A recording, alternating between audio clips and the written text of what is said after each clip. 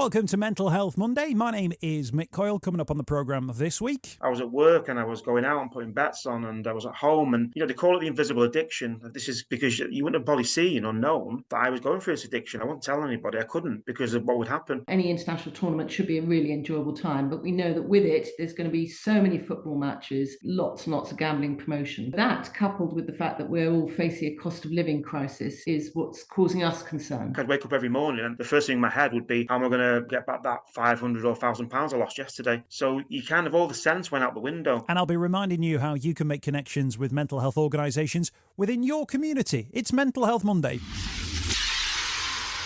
The home of the UK's conversation about mental health. Welcome to the programme. My name is Mick Coyle. It's an absolute pleasure to have you streaming and downloading Mental Health Monday this week. And we're going to take a look at the Football World Cup this week, which is getting underway in Qatar.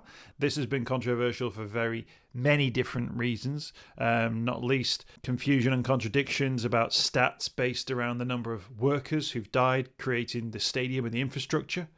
I'm not going to get into that here. You look at the human rights record of the host nation. You look at maybe some of their laws and attitudes to people from the LGBT community. You look at the size of Qatar and the fact that it's, being asked to host a major international tournament, which is normally, hosted by countries of tens of millions of people. But that's how things are stacked up. People, I think, don't like the idea of it being Qatar because of the human rights questions. But of course, Russia hosted the last World Cup. So I don't know where we sit on that one from a moral point of view. But like I say, that's not what we're going to be taking a look at this week. Instead, we're going to be focusing on key messaging from Gamble Aware. I was really surprised, actually. They've done a survey going into the World Cup, and actually we've seen the results here at Mental Health Monday, and there's a few things in there which have really surprised me. Take a look at this, for instance. 43% of football fans are planning to bet during this year's tournament. 43%. Now, to me, that seems really high. If you picture football fans in a stadium, 43% of them, just under half, are going to be betting on the football match. People at their homes, people in the pub, people going down to a bookmakers, of course, to place their bets at the moment. There's 1,001 different places you can do it. But 43% of football fans plan to bet during this year's tournament. But at the same time, check this out, 28%, just under 1 in 3, just over 1 in 4, admit to feeling anxious about how much money they might lose. So, although 43% are planning to do it, of those 43%, more than a quarter are already worried about how much they might lose. 56% say that it's easy to lose more money than expected. Now, this throws up some really interesting conversations because actually, of course, the World Cup is happening during a cost of living crisis. So whether you can afford to lose the money or not, people have got less money as a result of the cost of living crisis. And it's a winter World Cup, so it's happening around Christmas. So all the financial pressures that come with Christmas at the same time. But there's a kicker in that 39% say financial pressures may actually drive them to gamble more during the World Cup. That there's an idea that heading into this World Cup, some people are seeing it as an opportunity to make money, to earn back some of the cost that they're spending on Christmas trees and toys, to earn back some of the money they're having to spend on their gas and electric bills, or the amount of money they're having to put in their car. Gives you a sense, doesn't it, there, of the almost desperation that some people are in from a financial point of view, and the terribly risky position they may put themselves in because, of course, when it does come to gambling, ultimately the house will always win and people ultimately will lose out. But this is heading into a World Cup year during a cost of living crisis. So it feels like there's almost this perfect storm, if you like, of issues heading into it. So the conversation this week is with David Quinti. Now, David is a really interesting guy. He's a great guest as well. He's from Stockport in Greater Manchester, and he is a former problem gambler. Now, he is somebody who now works with Gamble Aware, a great organisation doing great work to raise awareness of some of the issues around the things that I've just been talking about. But he also works with local groups as well to share his story, to talk about the things that he's gone through. David's story, over a 10-year period, he lost more than £30,000, and he'll tell us in the conversation about the sort of bets that he was placing and the sort of moments that he realised that he was out of control, but about how it affects your whole life. This isn't about prohibition. This is more about awareness that actually this can happen to people because it happened to David. And it's not to say that, I'm going to shut down the gambling industry through having this conversation. I understand that it is a huge industry, and I understand that actually people partake in it on a regular basis in the same way that partake, in the other vices of smoking and drinking. And you may say, oh, it's fine. I'm fine with it. What I want to say is, this is what can happen, and maybe this is what an addiction looks like as well. It's worth maybe seeing if maybe this is something you've experienced, or if you might recognize some of the signs in other people as well, in terms of maybe fluttering a little bit too much when it comes to gambling. We'll also be hearing from the CEO of Gamble Aware as well. Zoe Osmond will join us on the program. Really great guest, and there's some good information on their website, begambleaware.org. You can get a link to that in the notes to the podcast. That's begambleaware.org. They've got this great campaign which is running throughout the whole of the World Cup. Like I say, for many people, it won't be an issue, but for many, it will. Now, I think it's probably important that we have this conversation so people get a sense of what this can look like. And we can hear David's story. And I started off by talking about some of the results from this survey and, put it to David that, it's not a good place to start going into a football tournament thinking that this might be the opportunity that you needed to make back some of that cash spent during the cost of living crisis. And that is the problem. You kind of hit a key thing there, because the trouble is people do think they'll win big and they're chasing losses, and ultimately they will lose.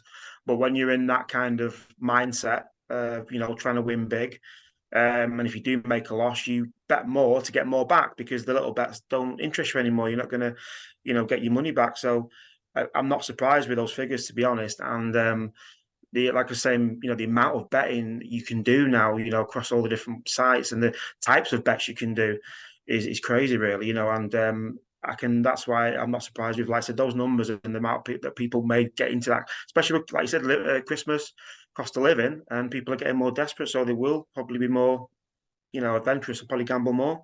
Can you understand that mentality as a former gambler yourself, as somebody who thinks, we'll go on then, let's see what I can make happen here?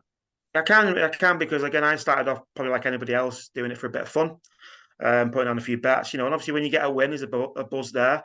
Makes watching things a bit more exciting, as they say on the adverts as well. And then with the landscape of gambling changed, and I started to bet more money on football initially, again, and different events, and then it became more online all the time, because you'd bet anytime you wanted to. You could bet in the morning, you could bet on. I was betting on games from leagues I'd never heard of, just because the games were on at that point, just because I wanted to win some money back. Because when I started to lose, and I started to bet more, it went from being fun to being something that I had to change, because I was losing money. I couldn't afford to lose money, so I had to get it back. And the difficulty was, how am I going to get that back? I'd wake up every morning, and the first thing in my head would be, how am I going to, get back that £500 or £1,000 I lost yesterday? And you'd wake up with the same anxiety, the same, doubt about what you're going to do, but still in that mindset, I just need one big win. So you kind of, all the sense went out the window. It can't just become the norm, and became, and you're not seeing the money online either. You got to remember that. You're just putting money on, you're putting these numbers on, and then you can't see it. If someone gave me £500 in my hand, I might feel differently, but you're putting these numbers on and nobody was stopping you doing it. So it's very easy to go on there and do that. And the next thing you know, you're in that day 2, day 3, you're £1,000 down again, and things just snowball. If somebody loses £500, they want to win £500. There's like, if you imagine a graph, win, lose, even it up, you can, that is kind of like understandable. At what point then does it become like an addiction that you're thinking, oh, actually, this has gone beyond just the, 1 or 2 losses. It's become almost habitual, if you like. Changes very quickly. And that's the scary thing about this. You can literally start off having a couple of quid here and there, and then getting that buzz. And next thing you know, you're betting 10, 20. Again, still feels low. I think the addiction part comes when you win. So when you win, you get that massive buzz, and then it gives you the confidence to do another bet. And then, you might go on a bit of a run where you're doing all right, you're £2,000-3,000 up. And at that point, if you're someone who's in control, well, that's out of control if you're spending that much, but you'd probably stop and think, right, I've won all this money, I'm going to keep it. But the addiction takes over, and you don't stop. You want to bet more to win more. And then ultimately, the same thing happens again. You lose. You go in, and it becomes literally, so I was doing this all day. I was at work, and I was going out and putting bets on, and I was at home, and they call it the invisible addiction. This is because you wouldn't have probably seen or known that I was going through this addiction. I wouldn't tell anybody. I couldn't because of what would happen. So I'm doing this every day, trying to have a normal life. But ultimately, my life wasn't normal. Even though I was in people, I was like in a bubble because I was just consumed with having to win. And that's for me when I knew, yeah, I'm really in it here, and this is a big problem. There was a line in the survey which I guess you probably almost smiled in a bittersweet way. 56% of those surveyed said it's easy to lose more money than expected. I bet you that one rings true, doesn't it? Yeah, absolutely. I don't think anyone ever sets out to lose £1,000 or £2,000, but when you're in the thick of it and when you realise, you've got to get that money back, you can't do anything but bet again and bet more. And then you start taking out credit cards, you start taking out loans. You might be in a position where I didn't do that as much, but taking money from accounts to sort of cover it, taking payday loans. You do all this, and you will spend more money, and then you'll bet money that you haven't got anymore because it was never money I really had. And ultimately, once I was in that addiction, couldn't stop when I was losing money. I had to carry on to try and get it back, but ultimately, I knew I was going to lose. Whatever I do, I was going to lose, and it just felt like there was no way out. So yeah, I do understand that. Could you give us a sense, David, of what losing looks like? I don't know if you ever kept like a tally or a chart, maybe on those sort of betting apps. It maybe tells you about what sort of the overall losses were, but what sort of thing will we be talking about? What sort of figures will we be talking about? So, like I said, I think overall, when I say it was probably over 30,000 in 10 years, with that, I would say that the majority of that was towards the end of my addiction when it spiraled out of control. So, it went from, like I said, £10, £20 to, let's say you go through a day and you've just spent £2,000 gone. And that could be literally on 7, 8 bets. I was doing roulette as well when it got to a real, I think it was at my lowest. I went to roulette because all the kind of knowledge and the experience, like when you football betting, went out the window. This was just purely luck because I was that desperate. I had to just win big and win quick. And I was literally betting 50s, 100s, and then you're losing that again. And then it's just the most. I didn't keep tallies, but I knew how much I'd lost. I'd know by looking at my accounts on my credit cards, and then I was again thinking, how did I get this? Do I get another loan and pay it back? But I'm going to spend it again because you don't get rid of those cards. So it was just an endless spiral. And like I said, if I'd gone through a night and probably bet £2,000, that would towards the end of it been a normal night for me. And most nights lost. There was times when I won, but I didn't. It was only touching the sides really of what I'd sort of already gone into. So. Have you ever sort of spoken with people who were maybe either friends at the time or people who would sort of like who would place bets with you at the time about sort of maybe why you experienced that level of addiction, if you like, and maybe why some people might listen to this conversation, David, and go, "Oh, well, I've always had a flutter on the horses, or it might have been on the online stuff, or it might be the footy, and they've never felt like they've fallen into a trap, if you like." Do you think it's a personality thing? What's the difference, do you think? It's a really good question. I think when I was going through my counselling, we kind of uncovered a lot of things going back to. I'm not saying, because this person did that, that's because I was like, I think you've got a choice. But a lot of people think gambling is a choice. They think, well, it's not like alcohol addiction or drugs, because you can't see it. It's the same thing. You're in an addiction, so you can't just stop. Or someone can say, why you spend that much money? I think there must be a self-destruct personality in there or something or this personality that's, just doesn't seem to get it. So that's what I suppose got me into it more. And I took lots of risks, but I don't think, I think I don't want to ban gambling, but I think, if people can have a bet and be safe, then that's great. And some people will always have limits and they'll bet so much a day and it'll always be. So if that's the way it can stay, great.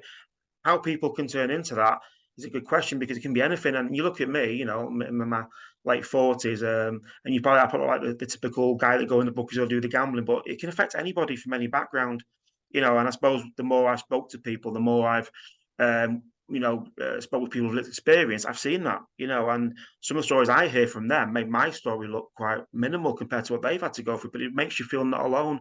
But you know what?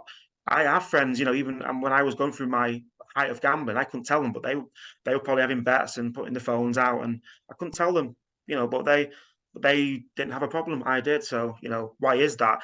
Is a really good question, and there's a lot of factors I think that go into that. So.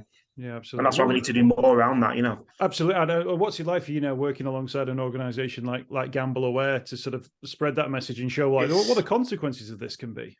It's amazing, really, because I think, if anything, I want to show people that you can get through it, gambling addiction. As soon as I went through my therapy, and the first thing I wanted to do was link up with others and try and help people because of what it'd done to me and what it had taken from me. My mental health suffered. I was drinking more. I was doing all things that I wouldn't normally do. Affected my family. So working with people now who've been through that, because ultimately you feel like you're not alone. You feel like you are alone. So you feel like, it's just me doing this. But when you hear other stories, you realize it's not just you. And that makes you feel quite normal. And me speaking about it feels like therapy. So, working with Gamble Aware has been amazing, and being part of Glenn, and also touching in with, GamCare, and just doing these conversations or chatting to people about it is just amazing for me, because I can help others, and that's ultimately all I want to do now, and show people that come forward, do it early. Early intervention is the key, and don't get into a position that I did, and we can definitely stop people doing that. Let's bring Zoe Osmond into the conversation now, CEO of Gamble Aware. Zoe, David's a brilliant spokesperson, for his own experience, and speaks so eloquently about what he's gone through from a gambling point of view. Do you often think, as CEO of Gamble Aware, that there are these sort of major events that are coming up, and it'll be maybe big horse racing events and Olympics maybe, but the World Cup must be right up there in terms of a time where you're thinking, okay, this might be a time where we're going to have to be really, really on it in terms of the messaging, but also wary that people might start coming to us and maybe asking a couple of questions, maybe coming forward even for the first time to kind of say, maybe there's an issue going on here. Absolutely. So, gambling harms can happen to anyone. And the World Cup or any international tournament should be a really enjoyable time. But we know that with it, there's going to be so many football matches. And we know from our research, lots and lots of gambling promotion. So that, coupled with the fact that we're all facing a cost of living crisis, is what's causing us concern. And this campaign is essentially a prevention campaign, but it's really to make people aware of the risks so that they can enjoy the World Cup and not get carried away. Sure. David and I touched on that idea that, there are some fans who are looking at that wider financial pressure and almost, maybe even see that the World Cup might be an opportunity to win some of that money spent on energy bills or money spent on Christmas, win it back. And that strikes me as a really dangerous thing. Yeah, indeed. It's the first winter World Cup I think we've had. So, the timing of it is not great, although of course it brings hopefully a lot of joy to people, and we want to make sure that they enjoy it and enjoy the tournament safely and well. We know that nearly a quarter of football fans are really anxious that they're going to make bets more than they can afford, and that's for us a big red flag. If people should be able to bet, but absolutely do it with the knowledge of the risks and really watch out for those warning signs. And I think the reality is we know that there's a lot of stigma associated with gambling harm. And we really want to open up the conversation, break down those barriers, and make sure that people are aware not just of their own behaviours, but also that of loved ones, and that the conversation is had so people know what to look for and where to go for help. And I think that's a really great example of why you've got someone like David on board, because people think, is it something happening in a seedy bookmakers on the wrong side of the tracks, or is it normal, dare I say, David, normal looking people who look like you and me, the people that we work with? There's a normalization process here that we can a conversation we can have there.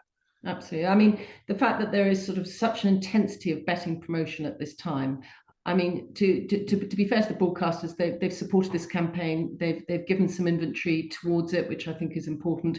Steps have been made by the industry in terms of the whistle-to-whistle ban and some donated so the fact that 20% of their advertising should be behind safer gambling messages. But this is David and Goliath. We need to get our message out there, and we need to make sure that every single person, every football fan, is aware of those risks.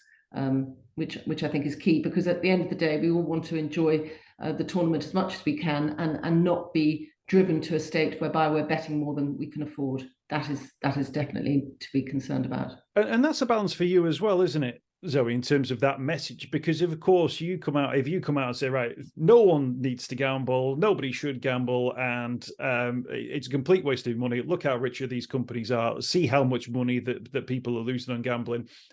People might understand the logic of that, but actually culturally, it's such a huge part, isn't it? And I think that must be a challenge for you of saying, well, okay, I understand that people, in the same way that people maybe have a drink or that people smoke or whatever it is, I understand if you want to do this, but be aware. And you've got to make sure that message is right, haven't you? Absolutely right. We're not prohibitionist.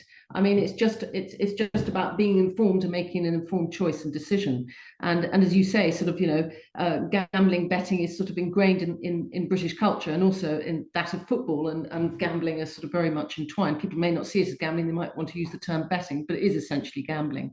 So this is why it's so key that people are aware of the risks and are making an informed decision how to do it. And if they are concerned, set themselves some limits, time limits, money limits, or delete the apps, whatever state that they require, but everybody has choices here.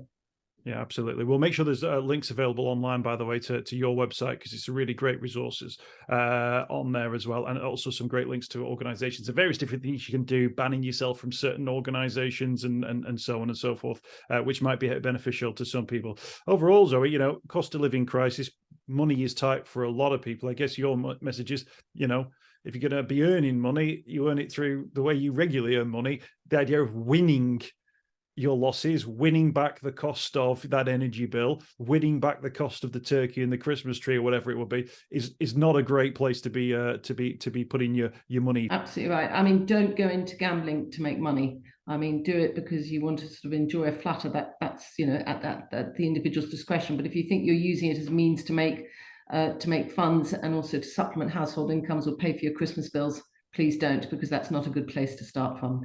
And indeed, we talk about bet regret as that sort of sinking feeling you get when you've made a bet that you shouldn't have done. We want people to avoid bet regret, enjoy the football, and just be safe ultimately.